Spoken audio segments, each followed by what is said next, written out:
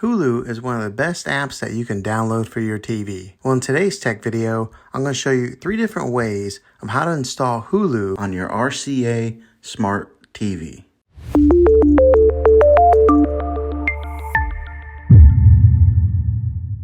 It can be really frustrating if you want to watch some of the great content that is on Hulu and you find that your TV is unable to download it. If your TV is an older model of smart TV, then it could prevent you from downloading this app.